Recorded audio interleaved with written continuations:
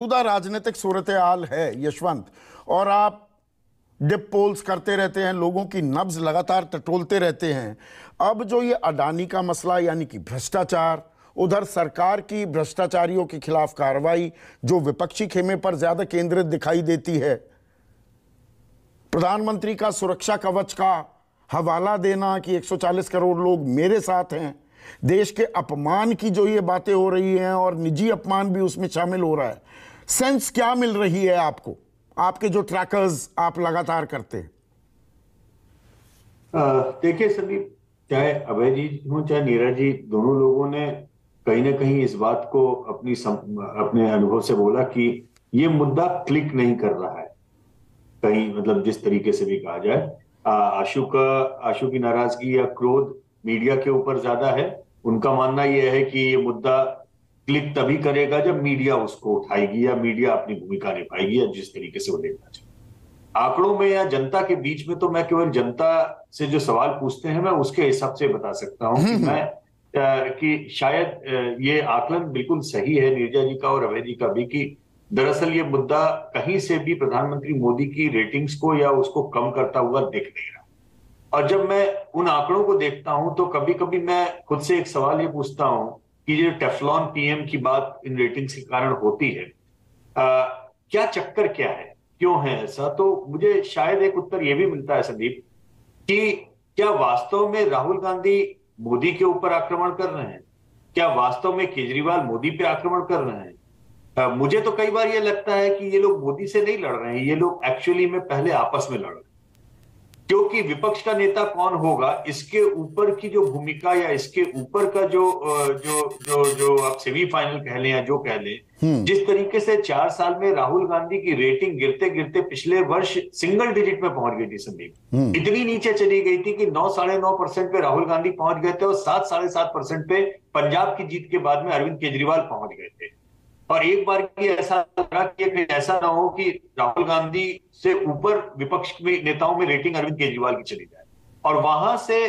अब भारत जोड़ो यात्रा की सफलता कहिए जो भी कहिए, अब रेटिंग में बढ़ते बढ़ते वो 14, 14.5, 15% तक राहुल गांधी अपनी रेटिंग्स को वापस खींच के लेके गए और अरविंद केजरीवाल जी की रेटिंग्स नीचे गई। खासतौर पे जब गुजरात का चुनाव हुआ, अगर गुजरात के चुनाव में फर्ज कीजिए कि आम आदमी पार्टी दूसरी पार्टी बन गई होती,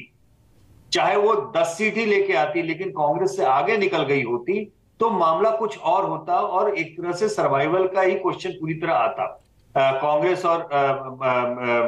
राहुल जी के ऊपर। लेकिन पिछले समय की कुछ जो घटनाएं हुई हैं, जिस तरीके से राहुल गांधी के ऊपर फोकस हुआ है, उसमें उन्होंने एक तरह से केंद्रीय अपनी भूमिका को वापस खींचने की कोशिश की है, और उसके रिटेलिएशन में अरविंद केजरीवाल जो इतनी मेहनत करके उस पोजीशन पे आना चाहते थे, अब उनको लग रहा है कि अब हम भी उतना ही सीधा अटैक करें ताकि लोगों को वापस लगे कि अगर मोदी के सामने कोई खड़ा हो सकता है तो अरविंद केजरीवाल खड़ा हो सकता है, वो राहुल गांधी खड़े नहीं हो सकते। तो सच्चाई ये है, हम और आप कितनी भी इस पे विचार विमर्श और कुछ भी कर लें, ये जो विपक्ष के नेता है दरअसल आपस में सेमीफाइनल खेलने से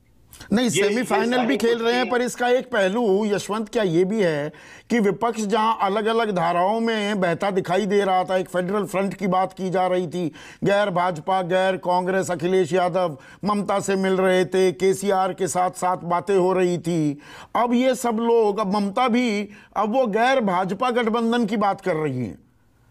अरविंद केजरीवाल जो कभी राहुल गांधी के बारे में 2 अच्छे शब्द नहीं बोल सकते थे, उनके समर्थन में दिख रहे हैं। तो क्या बीजेपी के लिए विचलित करने वाली बात, या इसीलिए वो इतने अग्रेसिव भी हो रहे हैं जो शब्दों का इस्तेमाल, कि ये विपक्ष साथ आ गया? शायद उनको उम्मीद नहीं थी कि ये विपक्ष कभी साथ आ पाएगा। अब वो तात्कालिक भी हो सकता है, तात्कालिक तौर पर विपक्ष लामबंद होता दिखाई दे रहा है। क्या ये भी एक पॉलिटिकल डेवलपमेंट है जो आने वाले दिनों में हमें ट्रैक करनी होगी? दिखता नहीं है। देखिए, एक जब 67 या 77 या 89 की विपक्ष की राजनीति को आप आज के हालातों से कंपेयर कीजिए, तो उसमें उस विघटन के बीच में भी एक कॉमन सेंस या कॉमन एक पॉइंट हुआ करता था, और समहाउ उस कॉमन पॉइंट में प्रधानमंत्री कौन बनेगा, ये एक अजीब सी बात थी कि वो कभी पहला प्रश्न हुआ ही नहीं था, न 67 में, न 77 में, न 89 में। ये हमेशा चुनाव के बाद की लड़ाई हुई या चुनाव के बाद का सिर फुटअव्वल हुआ कि प्रधानमंत्री कौन बनेगा उस विपक्ष की एकता के गठबंधन में। फिलहाल यहां पर मुझे लगता है विपक्षी एकता से ज्यादा केंद्र में बड़ा नाम किसका आएगा, कौन आएगा प्रधानमंत्री पद की, जो जो हर एक को वो सपने को देखने का हक है और बनना भी चाहिए, मतलब हर एक को एक राष्ट्रीय राजनीति में आने का वो भी होना चाहिए। तो ये ज्यादा इंपॉर्टेंट। लेकिन एक बात यहाँ पे जो जो मुझे लगता है, देखिए जिस ओर इशारा किया अभय जी ने, एक लोगों के बीच में या जनता या आम आदमी के बीच में प्रधानमंत्री की जो व्यक्तिगत ट्रस्टवर्दीनेस है, उस ट्रस्टवर्दीनेस के ऊपर अभी तक किसी भी किस्म की कोई आंच आती हुई नहीं दिख रही है। आशुतोष का जो कहना है वो एक अलग विषय है, हम अभी उसमें हम नहीं जाएंगे क्योंकि उसके और भी आयाम हैं, लेकिन जो आउटपुट है, मतलब जो बॉटम लाइन है, वो फिलहाल ये। और इसमें जो आने वाले, देखिए विधानसभा चुनाव और लोकसभा चुनाव के नतीजों का कोई मेल नहीं होता, ये हमने 2019 में देखा। पर सुनिए ना, पर कर्नाटक पहले तो कर्नाटक, क्योंकि कर्नाटक दक्षिण भारत का इकलौता राज्य है जहां पर बीजेपी की सरकार है, और हम जो नेशनल मीडिया वाले हैं तथाकथित, हमारा ध्यान नॉर्थ ऑफ इंडिया ही रहता है कि सारा भारत यही है, यहाँ क्या राजनीतिक हवा बह रही है उसी के हिसाब से पूरे देश में हवा बह रही है। तो ये कर्नाटक के चुनाव और उसके बाद राजस्थान, मध्य प्रदेश, छत्तीसगढ़, क्या ये भी आने वाले, ये जो बातें अभी कर रहे हैं, इनको, इनकी सत्यता को या हमारे विश्लेषण कितना सही डायरेक्शन में था उसकी भी परख करने वाले हैं क्या? संदीप, पिछले मतलब हम लोगों का तो कर्नाटक का सर्वे अभी आया एबीपी के ऊपर, बिल्कुल साफ हमने बोला कि कांग्रेस उसमें आगे है, बल्कि उसके पहले जो इंडिया टुडे के मूड ऑफ द नेशन के 2 सर्वे पिछले साल के थे, हम पिछले 1.5 साल से ये बात कह रहे हैं कि कर्नाटक में कांग्रेस आगे है, बीजेपी पीछे जा रही है।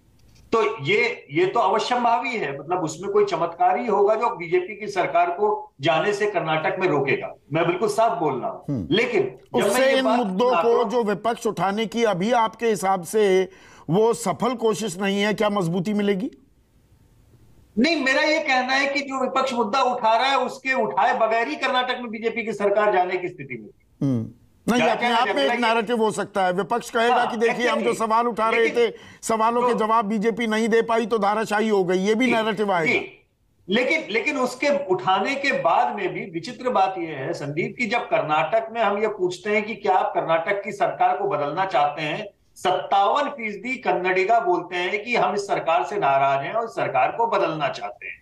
और उन्हीं लोगों से जब हम ये पूछते हैं कि आज अगर लोकसभा चुनाव हुए तो आप देश में प्रधानमंत्री राहुल गांधी और नरेंद्र मोदी में से किसको प्रधानमंत्री के रूप में देखना चाहेंगे, तो वही कन्नडिगा वोटर जो 57% कहता है कि हम भाजपा की कर्नाटक सरकार को हटाना चाहते हैं, उनमें 61% कहते हैं कि हम नरेंद्र मोदी को प्रधानमंत्री देखना चाहते हैं और 28% कहते हैं कि हम राहुल गांधी को। तो पर इसमें सवाल में भी क्या दिक्कत नहीं हो जाती? आप इसे प्रेसिडेंशियल बना देते हैं, मोदी बनाम राहुल। बिल्कुल होती है, बिल्कुल होती है। ये सवाल में भी एक परेशानी है ना। देखिए मैं बताता हूं, ये नापने के लिए भी देखा जाता है, क्योंकि तीसरा एंगल कर्नाटक में जो जनता दल सेकुलर का है, उसका मूल वोट संदीप वो एंटी कांग्रेस कैरेक्टर का है, इसीलिए लोकसभा चुनाव में वो वोटर बीजेपी की ओर शिफ्ट हो गया था 2019 में, और बीजेपी को 28 में से 26 सीटें मिल गई। ये इसलिए भी पूछा जाता है ठीक है, फेयर पॉइंट।